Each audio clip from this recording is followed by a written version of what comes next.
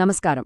ఆంధ్రప్రదేశ్లో ప్రభుత్వ ఉద్యోగులకు ఒక కొత్త హోంవర్క్ లాంటిది వచ్చిందన్నమాట. అవును, విన్నది నిజమే. ప్రతి నెల ఖచ్చితంగా పూర్తి చేయాల్సిన ఒక పని. అసలు ఏంటి ఈ కొత్త ఆర్డర్? దీని వెనక ఉన్న ఉద్దేశమేమై ఉంటుంది? రండి, దీని గురించి వివరంగా తెలుసుకుందాం. ఈ మార్పులన్నింటికీ మూలం ఓస్ ఇక్కడ కనిపిస్తున్న ఈ అఫీషియల్ సర్క్యులర్.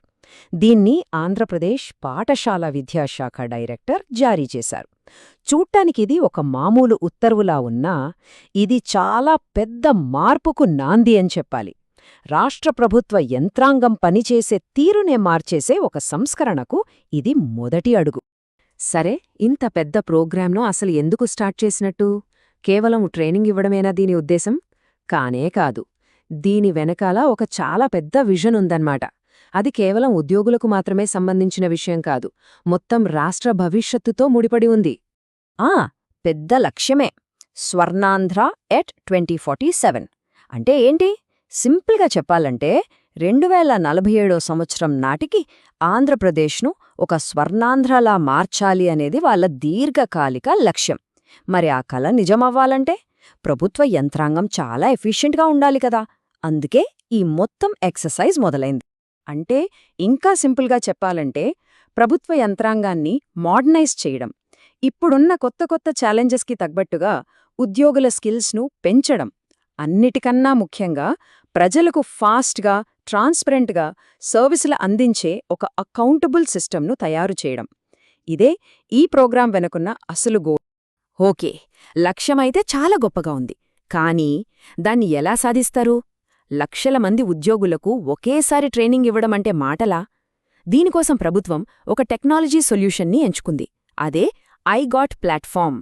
ఐగాట్ అంటే integrated government online training platform. ఇది గవర్నమెంట్ ఎంప్లాయీస్ కోసం స్పెషల్గా డిజైన్ చేసిన ఒక ఆన్లైన్ లెర్నింగ్ పోర్టల్ అన్నమాట. దీనివల్ల ఉపయోగం ఏంటంటే ఎక్కడ నుంచైనా సరే, ఎప్పుడైనా సరే వాళ్లకు కావలసిన కోర్సులను నేర్చుకోవచ్చు. చాలా ఫ్లెక్సిబుల్. ప్రస్తుతానికి చూస్తే ఈ ఐగాట్ ప్లాట్ఫామ్లో మొత్తం 24 రకాల ఆన్లైన్ కోర్సులు అందుబాటులో ఉన్నాయి.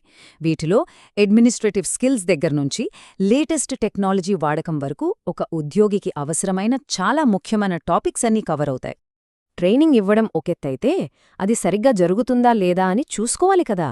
దానికోసమే ఓపీటీఎస్ని తీసుకొచ్చారు. అంటే ఆర్గనైజేషన్ పర్ఫార్మెన్స్ ట్రాకింగ్ సిస్టమ్. ఈ పోర్టల్ ద్వారా ఏం చేస్తారంటే పై అధికారులు వాళ్ల కింద పనిచేసే ఉద్యోగులకు కోర్సులు అసైన్ చేస్తారు, వాళ్ల ప్రోగ్రెస్ ఎలా ఉందో మానిటర్ చేస్తారు. అంటే ప్రతిదీ ట్రాక్ అవుతోందన్నమాట. సరే, లక్ష్యమేంటో చూసాం, ప్లాట్ఫామ్ ఏంటో కూడా చూసాం. ఇప్పుడు అసలు విషయానికొద్దాం. ఉద్యోగులు ఏం చేయాలి? ఆ ఆర్డర్లో ఉన్న మెయిన్ పాయింట్ ఏంటి? ఖచ్చితంగా ఏం చెయ్యమంటున్నారు? ఇప్పుడు చూద్దాం. ఇదే అసలు విషయం. ప్రతి ప్రభుత్వ ఉద్యోగి ప్రతి నెల వాళ్లకు కేటాయించిన కోర్సులోంచి కనీసం ఒక ఐగాట్ ఆన్లైన్ కోర్సును పూర్తి చేయాలి. ఇది చాయిస్ కాదు, కంపల్సరీ. మళ్ళీ చెప్తున్నా, ప్రతీ నెల.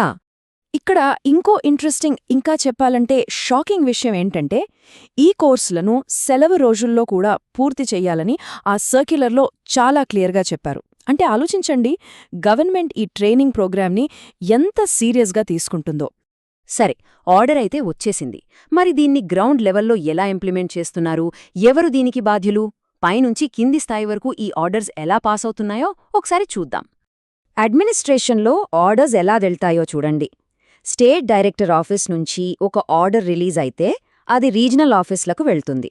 అక్కడ్నుంచి for example Kadapa regional director ఆ ఆర్డర్ని తీసుకుని తన కింద ఉన్న జిల్లాధికారులందరికీ మళ్లీ పంపిస్తారు. ఇలా ఒక చైన్ సిస్టమ్ లాగా ఇన్ఫర్మేషన్ కింది స్థాయి వరకు వెళ్తుందన్నమాట. ఈ మొత్తం ప్రాసెస్లో రిపోర్టింగ్ ఆఫీసర్స్ అంటే పై అధికారుల రోల్ చాలా ముఖ్యం. వాళ్లు ముఖ్యంగా 3 పనులు చెయ్యాలి. ఫస్ట్, ఓపీటీఎస్ పోర్టల్లోకి లాగిన్ అవ్వాలి. సెకండ్, వాళ్ల టీం మెంబర్స్కి సరైన ఐగాట్ కోర్సులను అసైన్ చేయాలి. థర్డ్, వాళ్లు కోర్సులు కంప్లీట్ చేస్తున్నారా లేదా అని ఓపీటీఎస్ డాష్బోర్డ్ ద్వారా రెగ్యులర్గా మానిటర్ చేస్తూ ఉండాలి. అంటే ఇక్కడ అకౌంటబిలిటీని చాలా స్ట్రిక్ట్గా సెట్ చేశారు. కేవలం రిపోర్టింగ్ ఆఫీసర్లే కాదు, డిపార్ట్మెంట్ హెడ్స్, రీజనల్ ఆఫీసర్లు, డిస్ట్రిక్ట్ ఆఫీసర్లు, ఇలా ప్రతి లెవెల్లోనూ మానిటరింగ్ ఉంటుంది. ఎంతమంది కోర్సులు కంప్లీట్ చేశారు అనే దానిపై మంత్లీ రిపోర్ట్సు పై అధికారులకు వెళ్తూనే ఉంటాయి. సో చూశారుగా, ఇది కేవలం ఒక ట్రైనింగ్ ప్రోగ్రాం కాదు.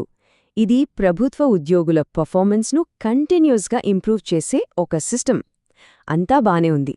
కానీ అసలు ప్రశ్న వేరే ఉంది.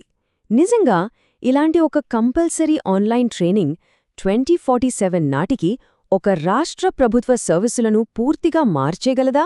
ఇది ఖచ్చితంగా ఆలోచించాల్సిన ప్రశ్న.